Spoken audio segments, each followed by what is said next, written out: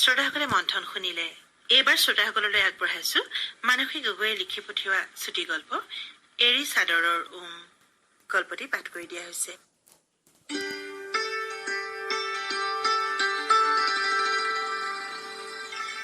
নালিয়াদাৰ কথাবোৰ খুহুতীয়া।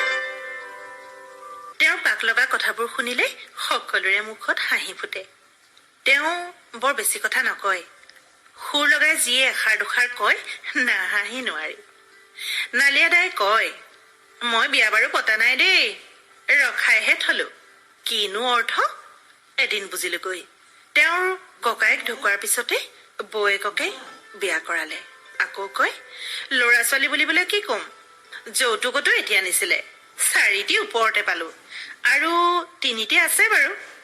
এদিন বুজিছিলো যে দাইটিৰ খুৰীদেৱে হেনো ককায়েকে পলুৱাই আনোতেই লগত কেঁচুৱা এটি লৈ আহিছিল। গিৰিয়েকে মদ পানী খাই মাৰধৰ কৰাৰ বাবে খুৰীদেউৰ কেঁচুৱাৰে সৈতে উভতি আহি মাকৰ ঘৰতে আছিলহি। আৰু এদিন দদাইদেউৰ ককায়েকে পলুৱাই আনিছিল। পাছত খুৰীদেউৰ 3টা ল'ৰাৰ জন্মৰ পাছতে ককায়েক ঢুকুৱাত বৌয়েকক নালিয়াদায়ে বিয়া কৰাই থলে। ককায়েকৰ সংসাৰৰ ভাৰখনেই দাইৰ বাবে আছিল বলে নৰা। তাতে দাইৰ ফালৰো 3টা ল'ৰা। কোনোবাই যদি সোধে, দাই ছোৱালী নাই নেকি? তেওঁ কয়, নাই অ', এই মোহনৰ ঘৰৰ দেখিছা, বিঘাই বিঘাই খেতি পথাৰ, গোহালিত গৰু, পুখুৰীত মাছ, বাৰীত তামোল পাণ, হলে কি হব 6জনীকে? সম্পত্তি খাবলৈ ল'ৰাকো বাৰী বুলিবলৈ ভেটিটোহে। খেতি মাটি 4 ডৰা, 7টা ল'ৰাৰ বাপেকি হলো। ইফালে টানিলে সিফালে ছুটি হৈ পৰা সংসাৰৰ জৰি টানি টানি দাইৰ এতিয়া বয়স হৈছে। পেটমোচা ৰবেনৰ ঘটনাটোৱে দাইৰ মন ভাঙি পেলাইছিল। গাঁৱৰ কেইটামান ল'ৰা লগ লাগি ৰবেনে কেৰেলাত কাম কৰিবলৈ গৈছিল। প্ৰথম কেইমাহ মাকলৈ পইচা 2 টকামানো পঠাইছিল। এদিন কলে, মা, আৰু 2 মাহৰ পাছতে ঘৰলৈ যাম। মই নতুন ফোন এটা লৈছো, পুৰণা ফোনটো তোকে দি দিম। যেতিয়াই মন যায় মোলৈ ফোন কৰিব পাৰিবি। পইচা এতিয়া নপঠাও, একেবাৰে লৈ যাম। সৰু পুতেকৰ মুখখন মাকে নেদেখা প্ৰায় এবছৰেই হলহি। চেৰেং চেৰেংকৈ মনত পৰি থাকে। কেৱল মাজুৰহে ফোন এটা আছে। মাজুৱে গাড়ী চলায়। শুই উঠি ৰঙা চাহ একাপ খাই সি ওলাই যায়। ৰাতিহে উভতে। সেইদিনা মাজুৱে কলেহি, মা, এই ৰাতিপুৱা সৰুৱে ফোন কৰিছিল, সি আজি ঘৰলৈ আহিছে, ৰাতিপুৱা ৰেলত উঠিছে। এতিয়া আকৌ ফোন লগাচোন, সুধচোন ক'ত পাইছেহি। লগাই আছো অ', লগা নাই। ট্ৰেইনত আহিলে চাইতে নেটৱৰ্ক নাপায় নহয়, পাছত লগাম দে। মাকৰ বুকুত হাজাৰ ফুল ফুলি উঠিছিল। যোৱাৰ আগলৈকে সি মাকৰ লগতে শুইছিল। গৰমৰ ৰাতিবোৰত তাক বিচনীৰে বাহ দি পিঠি মোহাৰি কলা ফুল পিটিকিটি খুৱাইছিল। শীতৰ ৰাতি পৰে পৰে ফটা নিহালি উজুৱাই দি দিছিল। সি জন্মৰ সময়ত মাক পুতেক দুয়োটাই নাবাচিব বুলিয়ে ভাবিছিল। কিন্তু দুয়োটাই বাচিল। মাকে আটাইকেইটা ল'ৰাৰ ভিতৰত সৰুকে বেছিকৈ বুকুৰুম দি খুৱাইছে। সি নাথাকিলে মাকৰ বৰ উকা উকা লাগে। এতিয়া আহি আছে বুলি গম পাই মাকৰ সময়বোৰ নাযায় নোপোৱাই যেন লাগিল। কিন্তু পিছদিনা ৰাতিপুৱালৈ সেই খবৰহে আহিল, যি খবৰে মাকৰ মুখৰ মালতী আৰু ফুলিবলৈ নিদিলে। পচুৱাই ভাঙি থৈ গল মনে সজা পজা। ৰাতিপুৱা তাৰ লগৰ এটাই কলে, ৰবেনক ট্ৰেইনৰ ডবাত পোৱা নাই, তাৰ ফোনটোও বন্ধ হৈ আছে। 3 দিন মানৰ পিছতে টিভিৰ যোগেদি তাৰ মৃতদেহ উদ্ধাৰ হোৱা খবৰ পোৱা গল। সময় দাইৰ দুখ পাতলালে যদিও বাউলী মাকজনীয়ে এতিয়াও মাজে মাজে তালৈ মনত পেলাই বিনাই বুকুখন পাতল কৰি লয়। 7টা ল'ৰাৰ নুমলীয়াটোকে হেৰুৱালে। বাকী ল'ৰাকেইটা কোনোটোৱে কাৰোবাৰ ঘৰত হালোৱা, কোনোটো ড্ৰাইভাৰ, কোনোটো হাজিৰা কৰি হলেও নিজাকৈ জুপুৰি এটা সাজি নিজৰ জীৱন, নিজৰ সংসাৰ চলাই আছে। সংসাৰৰ ভাৰ পাতল হল যদিও দাই পুতেকহঁতৰ বোজা হব নোখোজে। ভাত কাপোৰৰ বাবে যুঁজি থকা কোনোটোৰ ওচৰতে দায়ে নিৰাপত্তা অনুভৱ নকৰে। মাজতো ল'ৰাৰ লগত দাই থাকে আৰু খুৰী ফুলৰ লগত থাকে। এতিয়া খুৰীৰ ডাঙৰ পুতেকক লৈও চিন্তা। সৰুৰে পৰা আনৰ ঘৰত গৰু চৰাই হালোৱা খাটিয়েই বয়স গল। বিয়া বাৰু নকৰালে। কষ্ট কৰি কৰি সি যেন বাপেকতকৈ বুঢ়াহে হলগৈ। নালিয়া দাইটিৰ মতে তাৰ 10 বছৰমান হওঁতেহে মই প্ৰথম তাৰ বাপেকিটো হৈছো।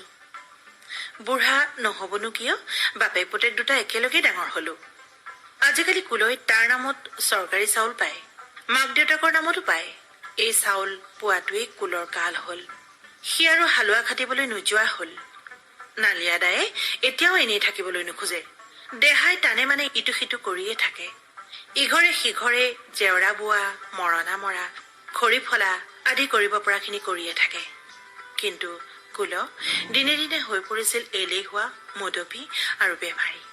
মাকে কুলক বকিছিল, হেৰৌ, এই 3 টকাতে পালো বুলিয়ে চাউল সোপা বিকি বিকি সেইসোপা খাইছগৈ। কি চেহেৰা পাতি কি হলগৈ চাচোন। ৰাতিপুৱাই উঠি সেইসোপা খাবলৈ লোকৰ বাঢ়ি চোতাল গছকগৈ। সুদা পেটত সেইসোপা গিলিছগৈ নহয়, তেজ বটিয়াই মৰিবি। মৰিলেও মৰ, গাও যাব, চাও যাব। ঈশ্বৰে কপালত এয়াহে লিখিলে। এতিয়া ভাতকেইটাৰ কাৰণে চিন্তা কৰিব নালাগে। 2 পইচা বচাবলৈ চা, ঘৰখন পাত। কত সেইবোৰ চিন্তা কৰিবি? শুই উঠিয়ে সেইসোপা খাবিগৈ। চকুৰ মণি সৰু হেৰুৱালো। এতিয়া জীয়াই থকা কেইটাও মূৰটো চুবাইছ। কুলৈ আঁঠুত মূৰ গুজি বহি থাকে। মাকৰ বকনিত সি গুজৰি নুঠে। কেতিয়াবা বকি নাথাকিবিচোন বুলি মৃদু প্ৰতিবাদ কৰে। নালিয়া দাইক দেখিলে কেঁচেলা কেঁচেল কৰে। দায়েও তাৰ কাষত বেছি পৰ নৰয়। এদিন চুলাই খোৱা কুলক চুলাইয়ে খাই পেলালে। গোটেই মানুহটো ফুলি মৰিল। তেতিয়াৰ পৰা খুৰীয়ে নাতিনী এজনী লগত লৈ থাকে। নালিয়া দাই কেতিয়াবা কাৰোবাৰ ঘৰত হালোৱা থাকিলেও কিন্তু মাজু পুতেক ঢোলৰ ঘৰতে তেওঁৰ বিচনাখন। তাতে থাকে। ড্ৰাইভাৰ কাম কৰাৰ বাবে আনকেইটাতকৈ ঢোলৰ অৱস্থা অকণমান ভাল। নালিয়া দাই এইবাৰ খেতিৰ মাহকেইটা নবীন মাষ্টৰৰ ঘৰতে থাকিবলৈ ললে। নালিয়া দাইৰ বয়স হৈছে যদিও দৰকাৰী কামকেইটা কৰিব পৰা হৈ আছে। আজিকালি ট্ৰেক্টৰেৰে মাটি চহায়, গৰু হালে মৈয়ালেই হয়। আলি দিয়া, কাষ কটাৰ বাবেও নবীন মাষ্টৰে 2-3টা হাজিৰা লগাই দিয়ে। নালিয়া দাইটিয়ে গৰুকেইটা চোৱা, মৈ ঘূৰোৱা, কঠীয়া বলোৱা আদিকে কৰি বাৰীৰ পথাৰৰ সকলো কাম চোৱা চিতা কৰে। খেতি পথাৰৰ কামৰ দিনত গছৰ মূঢ়াটোকো মানুহ হওক যেন লাগে। কাৰ হালৰ গৰুৱে মেলি দিয়াৰ পাছতে জেওৰা ভাঙি কঠীয়াতলিত সোমাবহি, বাৰীৰ ভেন্দি দাংবদী কেইজোপা মহতিয়াই পেলাবহি ঠিক নাই। কঠীয়ানিৰ জপনাখনকে কোনোবাই ভালকৈ নলগাই বোলে পেলাই থৈ আহিল। বাৰীৰ চুকত কৰবাত জেওৰাখনকে ভাঙিল। বাৰী কাষৰ খালটো সিঁচি মাছ ধৰিবলৈ, বাৰীৰ বাঁহগাজ এটাকে আনি বখলিয়াই খৰিচা বনাবলৈ, কলপচলা এটা কাটি আনিবলৈ, ন-ভুঁইৰ দিনা হাঁহটো পখিয়াবলৈ, কুটি বাচি দিবলৈ, গাইজনী দমৰাটো এৰাল দি, গোবৰ জাবৰ পেলাই, গোহালি ঘৰ সাৰি নিকা কৰালৈকে এনে সকলো কামৰ বাবে নালিয়া দাইৰ দৰে মানুহ এজন নবীন মাষ্টৰক লাগেই। মাষ্টৰৰ দিনটো স্কুলতে কটাব লগা হয়। তাতে বৰ্তমান তেওঁ প্ৰধান শিক্ষক। গুণোৎসৱকে ধৰি নানান নতুন শিক্ষানীতি। গৰম বন্ধ কেইদিনো দুৰ্বল ছাত্ৰক পঢ়াব লাগে। তাতে মাকে এৰী মুগা এবাহ পুহিবলৈ ললে। এৰাপাত, কেচেৰু পাত ঘৰৰ বাৰীৰ পৰাই দায়ে গোটাই আনি দিয়ে। নালিয়া দাইৰ খুৰীদেউ এৰী সূতা কটাত পাৰ্গত। আজিকালি মানুহবোৰে এৰী মুগা পুহিবলৈ প্ৰায় এৰিছেই। নবীন মাষ্টৰৰ মাকৰ বয়সৰ 2-1 পঢ়ি আছে। নালিয়া দাইৰ খুৰীয়ে সূতাখিনি কাটে। কেতিয়াবা এৰী কাপোৰো বয়। কিন্তু আজিকালি ববলৈ এৰিলে। কয়, ন ছোৱালী, পইচা কেইটা পালেনো কি হব, বৰ কষ্ট। খুব গা বিষায়। আগতে বৈছিলো, এতিয়া নোৱাৰা হলো। এতিয়া সূতা কাটে যদিও আগৰ দৰে নোৱাৰো বুলি কয়।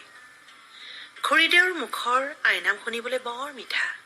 জেঠমহীয়া গাঁওখনৰ প্ৰত্যেক ঘৰতে আই সকাম পাতে। সেইকেইদিন খুৰীদেউ নহলেই নহয়। খুৰীদেউৰ সৰল লাজুকী মুখখনত অভাৱ অনাটনৰ চাপ থাকিলেও মনৰ পোহৰে মুখখন পোহৰাই ৰাখে। নাই নাই বুলি হাৱৈ বিৱৈ নকৰে। হাজিৰালৈ ভূঁই ৰুৱে, ধান দায়, কঠীয়া তোলে। নবীন মাষ্টৰে সৰুটো ল'ৰাৰ বাজ ওলাওতে খুৰীয়ে কোৱা কথাকেইটা মোৰ বুকুত ৰৈ গৈছিল। আছে গুণেহে, এতিয়া বাজ ওলাওতেই ইমান যা যোগাৰ। আমিনো কি খাইছিলো? নিমখ দিয়া পিঠাগুৰি আৰু জালুকৰ গুৰি। জালুকৰো ইমান দাম, সেয়ে কেতিয়াবা পাবলৈ নাই।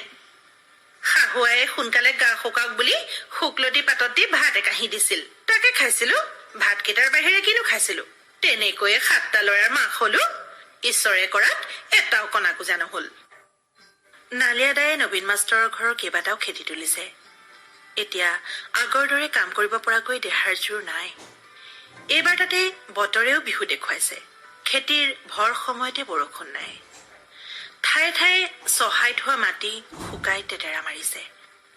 ইফালে আহাৰতে ৰুব লগা ৰঞ্জিত ধানৰ কঠীয়া বুঢ়া হয়হে লাগে। ৰাতি বিজুলী গাজনিৰে আহিল বৰষুণ এজাক। আজি সেয়ে মাটি কেইডৰা ৰুই পেলাব লাগে।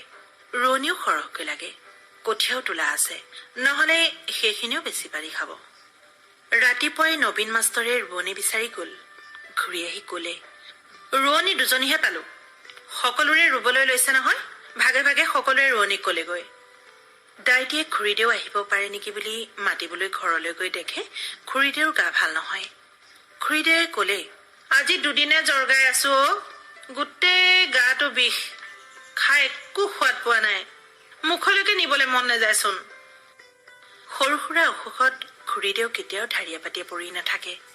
দায়ে দেখিলে মানুহজনী বৰ হেতা দুৰ্বল হৈ পৰিছে। বাহিৰে বাহিৰে থাকোতে সদায় দেখি থকা মানুহজনীকো ভালকৈ মন কৰাই নহয়। মানুহজনীয়ে নাতিনীয়েকক চিঞৰি দতিয়েকক চাহ এটোপা দিবলৈ কলে। মাতটো ইমান দুৰ্বল। বিচনাত পৰি থকা মানুহজনীলৈ চাই নালিয়া দাইৰ মনটো সেমেকি উঠিল। তেওঁ নিজেও আজিকালি দুৰ্বল হৈ পৰিছে। আগৰ দৰে কামবোৰ কৰিব নোৱাৰা হৈছে। এইবাৰৰ পৰা আনৰ ঘৰত হালোৱা নোসোমোৱাৰ কথাই ভাবিছে। নাতিনীয়েকক সুধিলে, আইতাৰে টেবলেট খাইছে নাই অ? ককা, কালি দেউতাই বুবুলৰ দোকানৰ পৰা জ্বৰৰ টেবলেট এটা আনি দিছিল। নালিয়া দাইটিৰ আজি বহু বছৰৰ মূৰত খুৰীৰ লগতে ঘৰতে থাকি যাবলৈ মন গল। নবীন মাষ্টৰৰ ঘৰলৈ উভতি যাবলৈকে মন নগল।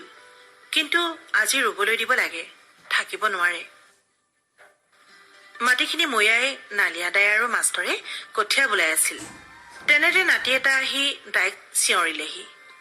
দাই নাতিয়েকৰ ওচৰলৈ আহিলত সি কলে, আইতাৰ গাটো বৰ বেয়া, দেউতাই মাতিছে। কালিৰে পৰা নালিয়া দাইৰ মনটো বেয়া লাগি আছিল। শুনি লৰালৰিকৈ পথাৰৰ পৰা উঠি আহিল। নাতিয়েকে কলে, আৰু আইতাই যে ভম ভকিছে, জ্বৰ মূৰত উঠিছে।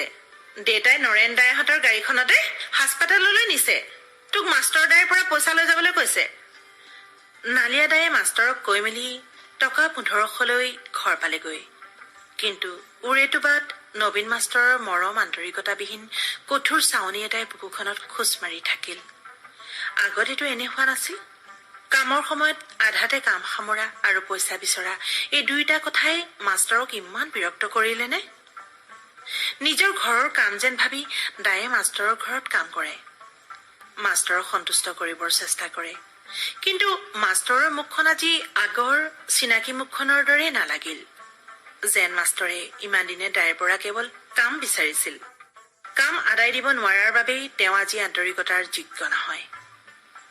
দায়ে আজি মাষ্টৰৰ মুখত খং, বিৰক্তি আৰু অবজ্ঞা মিহলি এক বিকৃত ৰং দেখিবলৈ পালে। নৰেনৰ গাড়ীত মানুহজনীৰ লগতে টাউনৰ হাস্পাতাললৈ ওলাল। ডাক্তৰে চাই মেলি কলে, ইয়াত 2টামান দৰৱ লিখি দিছো, কিন্তু তেওঁক আজিৰ ভিতৰতে ডিব্ৰুগড় মেডিকেললৈ লৈ যাওক। বাপেক পুতেকৰ মুখ শুকাইছিল। লৈ যাওক বুলি ডিব্ৰুগড়লৈ লৈ যোৱা তেওঁলোকৰ বাবে মুখৰ কথা নহয়। তাতে খুৰীদেউ বাছত যাব পৰা অৱস্থাত নাই। নৰেনৰ গাড়ীখনত লৈ গলেও 1000-1200 টকা লাগে।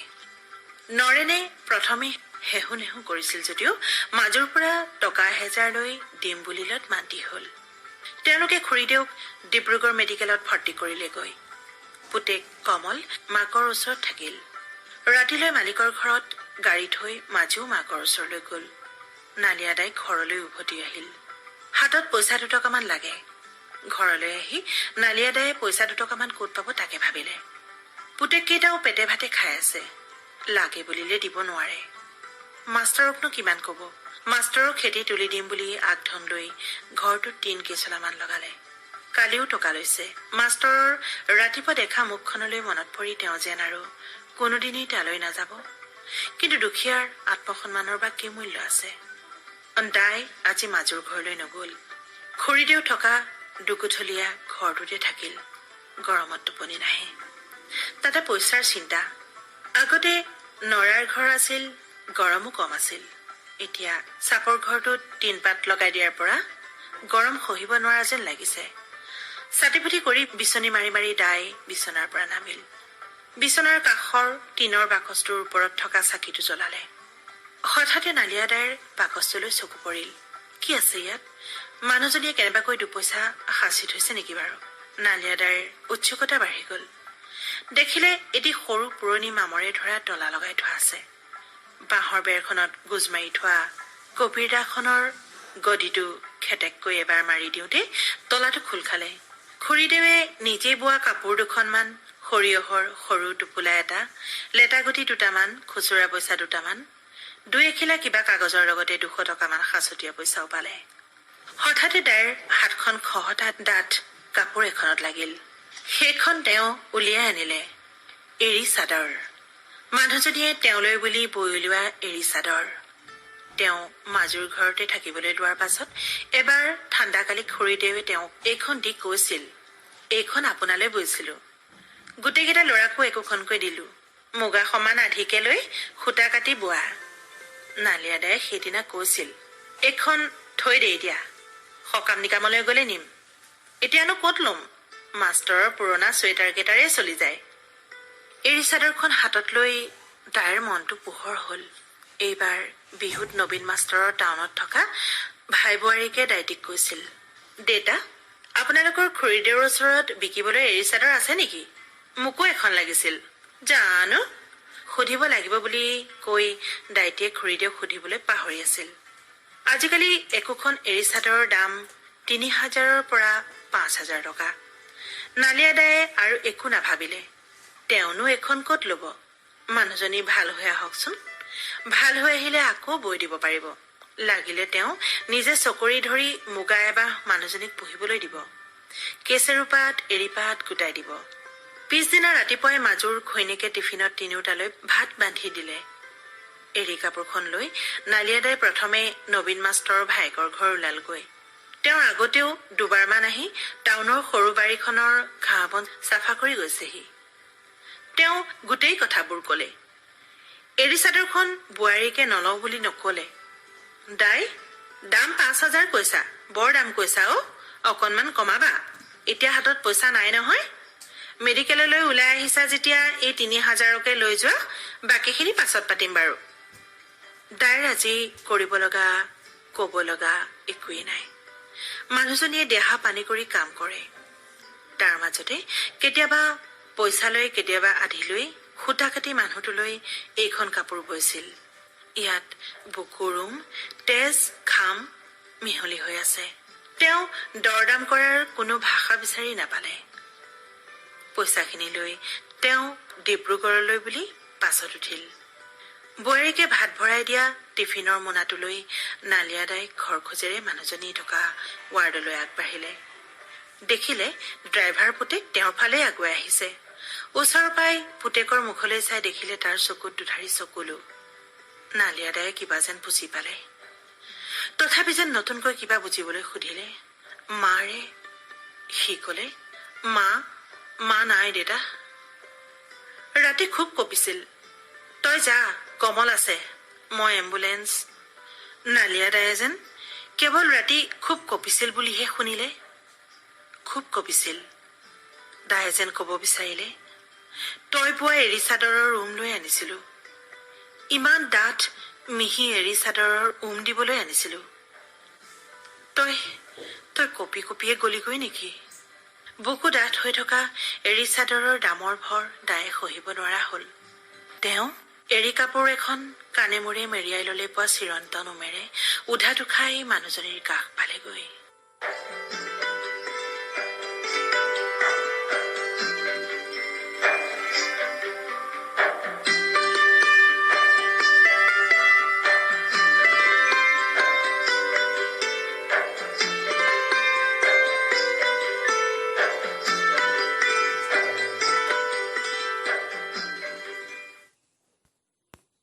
চাদৰৰ উম। শ্ৰোতাসকলে ইমান পৰে মানসী গগৈয়ে লিখি পঠোৱা গল্পটি শুনিলে। গল্পটি পাঠ কৰি দিয়া হল। আজিৰ অনুষ্ঠানটিৰ উপস্থাপনত আছিলো মই নিৰ্মালী, আৰু অনুষ্ঠানটি প্ৰযোজনা কৰিলে পৰশা কোঁৱৰে। তেন্তে শ্ৰোতাসকল আজিলৈ ইমানতে বিদায় দিয়ক। নমস্কাৰ।